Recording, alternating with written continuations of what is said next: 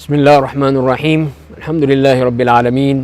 والصلاة والسلام علی سید المرسلین وعلی آلہ وصحبہ اجمعین۔ آج ہم قرآن کریم کے 10ویں پارے کے احکام اور اس کے خلاصہ کے بارے میں بات کریں گے، اور 10واں پارہ وَاعْلَمُوا أَنَّمَا غَنِمْتُم مِّن شَيْءٍ، اس میں ہم دیکھتے ہیں کہ سورۃ الانفال کا کچھ حصہ ہے، اور اس کے بعد پھر سورۃ التوبہ شروع ہو جاتی ہے، جس کی 93 آیات اسی پارے میں ہیں۔ یہاں پر ہم جو دیکھتے ہیں کہ جیسے ہم پچھلے پارے میں بات کر چکے ہیں کہ اس کا کچھ حصہ پچھلے پارے میں تھا اور کچھ حصہ اب ہمیں 10ویں پارے میں مل رہا ہے، تو آیات نمبر 41 سے 47 تک اس پیراگراف میں مال غنیمت اور جنگ کے احکام بتائے گئے ہیں، اور ان پر بات کی گئی ہے کہ مال غنیمت میں سے خمس یعنی 20% اسلامی ریاست اور رسول اللہ صلی اللہ علیہ وسلم، ذوی القربہ، یتامہ، مساکین اور مسافروں کے لیے ہوگا۔ باقی جو ہے 80% وہ ہے جو مجاہدین اور فوج میں تقسیم کر دیا جائے گا، ان کو حصہ دے دیا جائے گا۔ تو اس طرح پھر اللہ تعالیٰ نے غزوہ بدر کے حوالے سے، جس کو یوم الفرقان کہا گیا، اس کے مقاصد کی بھی وضاحت کر دی گئی کہ اس کا اصل مقصد ہی یہی ہے کہ ہر چیز جو ہے واضح ہو جائے، لِيَهْلِكَ مَنْ هَلَكَ عَنْ بَيِّنَةٍ وَيَحْيَىٰ مَنْ حَيَّ عَنْ بَيِّنَةٍ، کہ جس نے بھی مرنا ہے وہ دیکھ بھال کے سمجھ بوجھ کے اس کو یہ موت آئے گی، اس کو پتہ چل جائے گا کہ یہ اس کے اپنے اعمال کی وجہ ہے، اور جو زندہ رہتا ہے اور زندگی حاصل کرتا ہے اس کو بھی اپنے اسی زندگی کا مقصد معلوم ہو جائے گا۔ اگلی آیات میں دیکھتے ہیں 48 سے لے کر 54 تک، اس میں ابلیس کے کردار کی وضاحت کی گئی ہے جو اس نے اس غزوے میں جنگ بدر میں ادا کیا تھا، اور منافقین اور ابو جہل کے فرعونی رویوں کی نشاندہی کر دی گئی ہے کہ انہیں دنیاوی عذاب سے بھی دوچار کیا گیا، اور بتا دیا کہ عالم نزا کے وقت فرشتے کافروں کے چہروں اور ان کی پیٹھوں پر مارتے ہوں گے، پھر یہ آگ میں داخل کر دیے جائیں گے۔ آیت نمبر 55 سے 71 تک ہم دیکھتے ہیں کہ اس میں اسلامی ریاست کے احکام صلح اور جنگ کی وضاحت کی گئی ہے، اور عہد شکنی اور معاہدوں کی خلاف ورزی کرنے پر کافروں کے ساتھ سختی برتنے اور ان سے جنگ کرنے کا حکم دیا گیا۔ اسلامی ریاست کی پھر خارجہ پالیسی بھی بیان کر دی گئی کہ اگر کوئی ملک معاہدوں کی خلاف ورزی کرے تو اسلامی ریاست کو بھی معاہدہ توڑ دینا چاہیے اور معاہدے کے خائن قوم کے منہ پہ مارنا چاہیے، جیسے فرمایا کہ فَانبِذْ إِلَيْهِمْ عَلَىٰ سَوَاءٍ، اگر دشمن صلح کی پیشکش کرے تو اللہ پر توکل کرتے ہوئے اس کے ساتھ صلح کر لینی چاہیے۔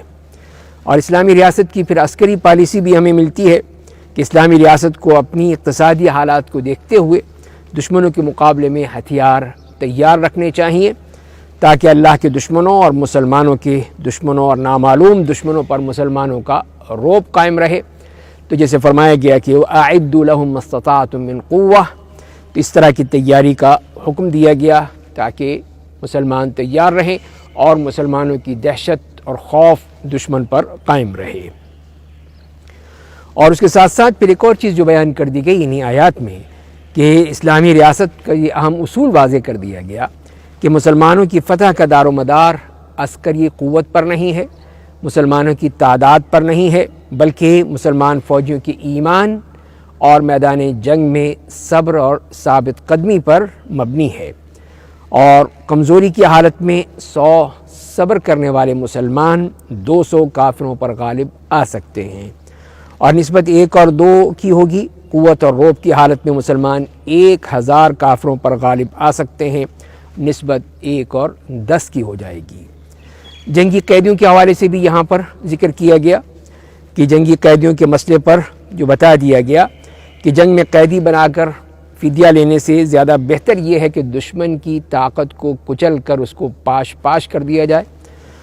اور قیدیوں کے فدیے کو بھی حلال قرار دیا گیا، طیب قرار دیا گیا۔ مشرک جنگی قیدیوں کے بارے میں یہ پیشین گوئی کی گئی کہ اگر ان کے دل میں اسلام کا خیر ہوگا تو مستقبل میں بہت سی دنیاوی نعمتوں کے علاوہ مغفرت بھی پائیں گے، اللہ تعالیٰ ان کے گناہوں کو معاف کر دے گا۔ پھر آخر میں ہم دیکھتے ہیں کہ آخری پیراگراف میں جو سچے مجاہدین کو آخرت میں مغفرت اور دنیا میں رزق کریم کی خوشخبری دی گئی ہے، جس میں ہجرت کرنے والے مہاجرین مکہ اور انہیں پناہ دینے والے مدینے کے انصار کی فضیلت بیان کر دی گئی۔ اسلامی ریاست سے باہر رہنے والے مسلمانوں کو ریاست کی طرف سے حق ولایت حاصل نہیں ہوتا، لیکن اگر ایسے مسلمان اسلامی ریاست سے مدد طلب کرے تو ان کی پھر مدد کرنا لازمی ہے۔ فعلیکم النصر۔ تو جہاد کی اہمیت بتائی گئی اور کہا گیا کہ جہاد نہ کرنے سے زمین پر فساد کبیر اور فتنہ پیدا ہوگا۔ تو یہاں ہم دیکھتے ہیں کہ سورہ انفال یہ مکمل ہوتی ہے۔ اب ہم سورہ توبہ کے بارے میں بات کرتے ہیں، اور سورہ توبہ کے جو مضامین ہیں ان کو سمجھنے کے لیے 5 حصوں میں تقسیم کرتے ہیں، جس میں سے چوتھا پیراگراف سب سے طویل ہے کہ جس میں منافقین کے بارے میں بات کی گئی ہے اور انہیں مخلص صحابہ کے کردار کی جھلکیاں دکھائی گئی ہیں کہ وہ اپنے اخلاص اور ایمان کی وجہ سے کس طرح نمایاں ہیں اور یہ لوگ اپنے نفاق کی وجہ سے کتنے گھٹیا ہیں۔ تو شروع کی جو آیات ہیں اس میں ہم دیکھتے ہیں کہ بنی اسماعیل یعنی مشرکین اور دیگر عرب کے خلاف جہاد کرنے کا حکم دیا گیا۔ مشرکین عرب اور کفر کے اماموں سے جہاد و قتال کا حکم دیا گیا۔ فاقتلوا المشرکین فقاتلوا ائمة الكفر قاتلوہم یعذبہم اللہ بایدیکم۔ تو قریش کے خلاف فرد جرم عائد کیا گیا کہ انہیں صلح حدیبیہ کی معاہدہ شکنی کی، رسول اللہ صلی اللہ علیہ وسلم کو مکے سے نکالنے کی سازش کی۔ نکثوا ایمانہم وہموا باخراج الرسول۔ اور اسی طرح تولیت کعبہ سے قریش مکہ کو معزول کر دیا گیا کہ وہ اللہ کے گھروں کی تعمیر کے حقدار نہیں ہیں، اور اس کے حقدار صرف وہ ہیں جو اللہ اور آخرت پہ ایمان لا کر نماز اور زکوٰۃ پر عمل پیرا ہونے والے، اللہ کے علاوہ کسی اور سے نہ ڈرنے والے سچے مومن اور مجاہد یہی اصل خانہ کعبہ کے متولی بن سکتے ہیں۔ مسلمانوں کو دین کی ترجیحات بتائی گئیں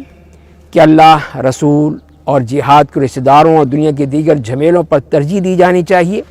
اور پھر اللہ کے فیصلے کا انتظار کرنا چاہیے۔ جنگ حنین کے احسانات کا تذکرہ کیا گیا اور مشرکین مکہ کو نجس قرار دے کر مسجد حرام میں داخلے پر پابندی عائد کر دی گئی۔ یہ بھی دراصل ان کی تولیت کعبہ سے معزولی کا اعلان ہے۔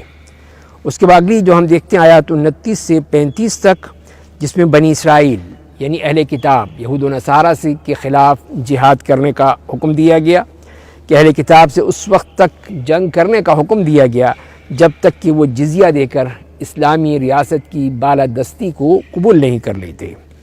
قاتلوا الذین اوتوا الکتاب حتی یعطوا الجزیۃ عن ید وہم صاغرون۔ تو یہ اہل کتاب کے خلاف فرد جرم بھی عائد کر دی گئی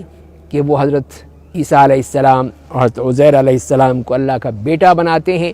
اور یہ اللہ کی شان میں اتنی بڑی گستاخی کرتے ہیں۔ انہی لوگوں نے لوگوں کا مال ہڑپ کرنے والے بخیل علماء اور صوفیاء کو منمانی باتوں کو حلال و حرام سمجھ لیا ہے، تورات سے تقابل کر کے دیکھنے کی زحمت گوارا نہیں کی ہے۔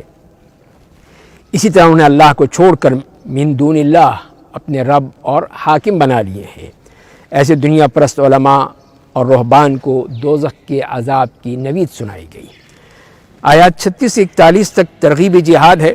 اور ترک جہاد پر استبدال قیادت اور عذاب علیم کی دھمکی دی گئی ہے۔ مشرکین مکہ کے جرائم گنوائے گئے۔ انہوں نے نسی کی بدعت ایجاد کی، اللہ کے کیلنڈر میں منمانی تبدیلی کرتے رہے۔ ان کے خلاف متحد ہو کر جنگ کرنے کی ضرورت ہے، اور اس کے ساتھ ساتھ اللہ تعالیٰ کا وہ قانون استبدال بھی بتا دیا گیا کہ جہاد نہ کرنے پر عذاب علیم اور استبدال کی دھمکی دی گئی ہے۔ اگلے پیراگراف میں دیکھتے ہیں کہ جس میں منافقین کے خلاف فرد جرم ہے اور ان سے جہاد کرنے کا حکم دیا گیا کہ منافقین جو اسی شرعی جنگ میں رخصت کے طلبگار ہیں، فتنوں میں گرفتار ہو جاتے ہیں، ان کا ماضی بھی داغدار ہے۔ رسول اللہ صلی اللہ علیہ وسلم پر گرفت کی گئی کہ آپ انہیں کیوں رخصت دیتے ہیں۔ لما اذنت لهم، مسلمان جو احدی الحسنیین کہ دو بھلائیوں میں سے ایک ضرور حاصل کر لیں گے، فتح یا شہادت۔ اللہ تعالیٰ منافقین کو براہ راست یا بالواسطہ مسلمانوں کے ذریعے ہلاک کر دے گا اور ایمان کے بغیر ان سے صدقات بھی قبول نہیں کیے جائیں گے۔ اس طرح اگلی آیات میں دیکھتے ہیں کہ منافقین تقسیم صدقات کے معاملے میں رسول اللہ صلی اللہ علیہ وسلم پر اعتراض کیا کرتے تھے، تو انہیں بتایا گیا کہ یہ زکوٰۃ منافقین کے لیے نہیں ہے، ان کو نہیں دی جا سکتی، اور پھر زکوٰۃ کے جو تقسیم کا طریقہ ہے وہ بتا دیا گیا، اور اس کے لیے 8 مدات کا ذکر ہمیں ملتا ہے